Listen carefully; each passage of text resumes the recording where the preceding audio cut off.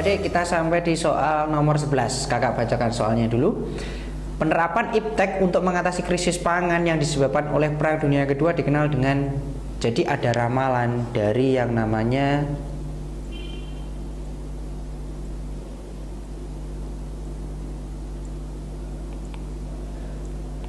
Thomas Robert Malthus. Malthus meramalkan bahwa pertumbuhan manusia yang besar itu tidak sebanding dengan pertumbuhan pangannya. Tidak sebanding dengan pertumbuhan pangannya. Sehingga ada kekhawatiran adanya kelaparan. Nah, hal inilah yang melatar belakangi nanti adanya revolusi hijau, adik-adik. Jadi opsi jawaban yang paling tepat adalah option yang D, revolusi hijau. Nanti penjabarannya ada intensifikasi pertanian, ekstensifikasi pertanian, diversifikasi pertanian, ataupun rehabilitasi pertanian. Ada banyak nanti programnya. Dan ini adalah kebijakan yang diprioritaskan di Indonesia pada masa pemerintahan Orde Baru, ordenya Soeharto ketika itu. Di penerapan iptek untuk mengatasi krisis pangan yang disebabkan oleh Perang Dunia II dikenal dengan apa? Global warming, global farming, global warming, revolusi agraria, food for all. Jadi tetap opsi yang tepat adalah yang D tadi, revolusi hijau, green revolution. Jadi diawali dari pendapat Robert Malthus, perkembangan manusia yang cepat tidak diimbangi dengan perkembangan di sektor pertanian, takutnya terjadi kelaparan dan sebagainya. Oke, cukup untuk pembahasan soal nomor 11. Kita lanjut next ke soal berikutnya, adik-adik. Oke, adik-adik, kita sampai di pembahasan soal nomor 12. Kakak bacakan soalnya dulu. Adanya revolusi sosial yang berusaha memperbaiki nasib buruh muncul sebagai akibat adanya apa? Option A ada imperialisme, option B ada kapitalisme, option C ada kolonialisme, option D ada urbanisasi, atau yang E ada industrialisasi. Ya, jadi revolusi sosial, perubahan secara cepat di sektor sosial. Jadi pasti ada sebab akibatnya. Ini ada kaitannya sama yang namanya revolusi industri.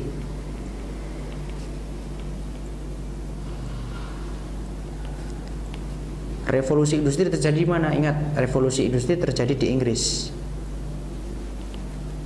Sekitar periode 1750 sampai 1850. Kenapa terjadi di Inggris? Inggris adalah negara yang kuat. Inggris adalah negara kuat. Kemudian Inggris punya bahan-bahan tambang. Negara kuat. Negara kuat. Punya bahan tambang memadai dia. Dan yang terakhir adalah punya lembaga riset, adik-adik. Punya lembaga riset. Wajar kalau industri di Inggris berkembang pesat karena ilmuwan-ilmuwan mereka menghasilkan penemuan baru. Industri berkembang pesat karena penemuan baru. Penemuan mesin baru. Dan ini dalam waktu yang sekejap menyebar ke seluruh belahan dunia. Negara-negara besar seperti Prancis ikut kecipratan dari efek revolusi industri di Inggris, Jerman juga, dan negara-negara lain. Oke, revolusi industri di Inggris mengakibatkan banyak dibukanya perusahaan baru. Banyak dibukanya perusahaan industri baru. Perusahaan baru yang banyak menyerap tenaga kerja pastinya. Dan nanti menimbulkan dua kelas pertentangan. Ada kelas pengusaha,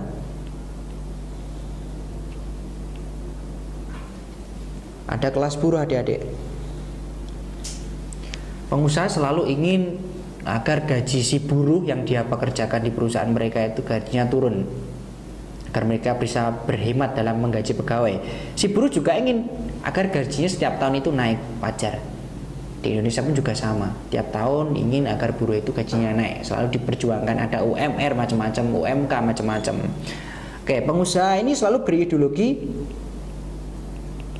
kapitalis liberal. dan buruh selalu berideologi sosialis komunis. Seperti itu teorinya. Setiap ada kapitalis liberal selalu ada sosialis komunis. Jadi antara yang menekan dan yang ditekan ini punya pemahaman ideologi yang berbeda. Oke. Jawaban yang paling tepat yang mana? Opsi yang paling tepat di sini adalah opsi yang B. Adik-adik kita kunci. Opsi yang paling tepat adalah opsi yang B, kapitalisme. Adanya revolusi sosial yang berusaha memperbaiki nasib buruh muncul sebagai akibat adanya apa? Adanya kapitalisme tadi. Di mana kapitalisme ini merupakan pemahaman dari pengusaha dan buruhnya yang berlawanan itu memahami ideologi sosialis komunis sebagai dasar pedoman mereka. Oke, kakak kira cukup untuk pembahasan nomor 12. Kita next ke pembahasan soal berikutnya adik-adik. Oke adik-adik, kita sampai di soal nomor 13. Kakak baca soalnya dulu. Latar belakang terjadinya revolusi Prancis 4 Juli 1776 di bawah ini kecuali yang mana? Jadi kenapa ada revolusi Prancis? Revolusi Prancis itu masalah utamanya adalah karena rajanya, Raja Louis ke-16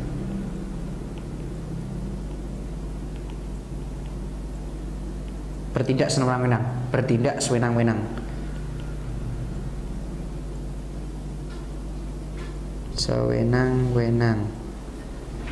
Kemudian uang negara itu dihambur-hamburkan oleh istrinya,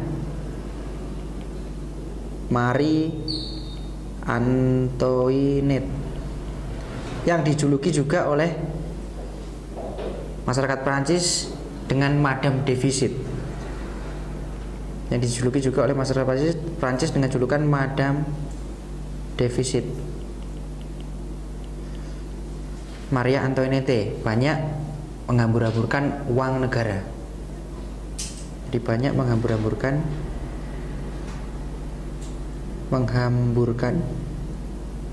uang negara. Oke, atas kegerahan itulah kemudian masyarakat Prancis dan tokoh-tokoh di sana kemudian menggulingkan pemerintahan yang ada, kemudian diganti dengan monarki konstitusi. Ada pembatasan terhadap kewenangan seorang raja agar tidak terulang penyelewengan seperti pada masanya Raja Louis ini. Ya, kecuali yang mana? Opsi yang A ada pemborosan, raja memimpin secara absolut. Yang B, yang C, rakyat kecil menjadi perasan bangsawan dan raja. Opsi yang D, rakyat tidak diberikan hak apapun. Atau yang E, rakyat duduk dalam pemerintahan. Opsi yang paling tepat kecuali adalah yang E adik-adik. Jadi unsur latar belakang adanya revolusi Prancis itu adalah ditunjang oleh opsi A, B, C, D dan dua garis besar tadi yang kakak sampaikan. Raja yang bertindak sewenang-wenang, tidak pro rakyat, kemudian juga istrinya yang senang menghambur-hamburkan uang negara.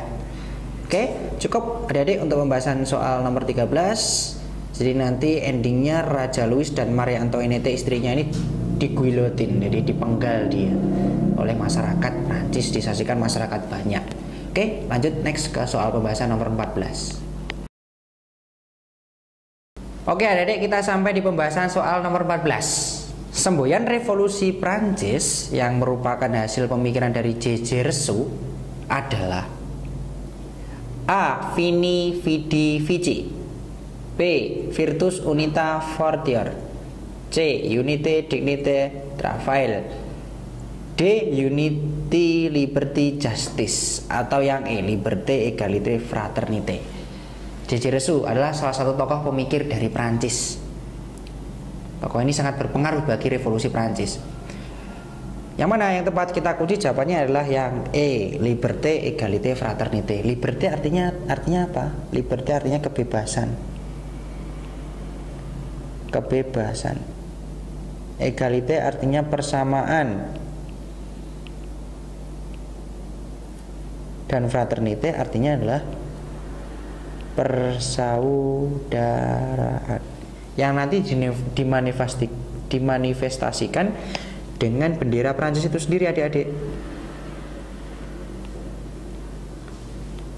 Oke, kita gambar ya. Ada warna merah,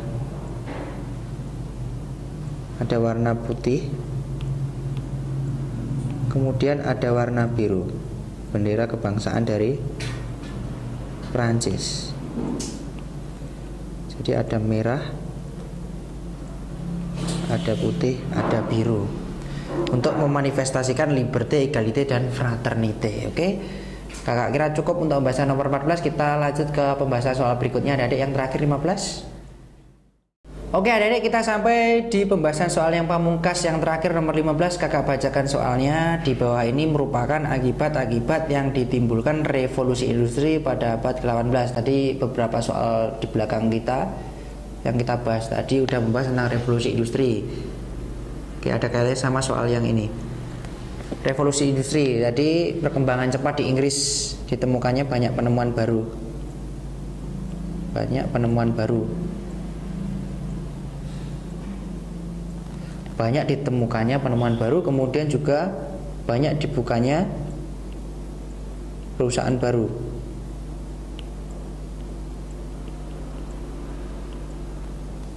Perusahaan atau industri baru tadi ya, yang mengakibatkan perkembangan Inggris dalam waktu yang cepat.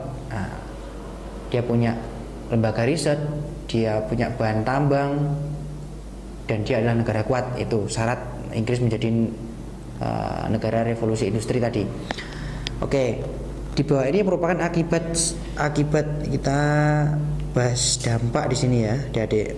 Dampaknya apa? Jadi ada kaitannya sama poin yang terakhir ini tadi. Banyak dibukanya industri perusahaan baru. Karena dibukanya banyak perusahaan ini tadi mengakibatkan apa? Mengakibatkan efeknya adalah banyak masyarakat di pedesaan itu yang pindah ke kota. Mereka kerja, cari kerjaan di perusahaan baru yang baru terbentuk tadi.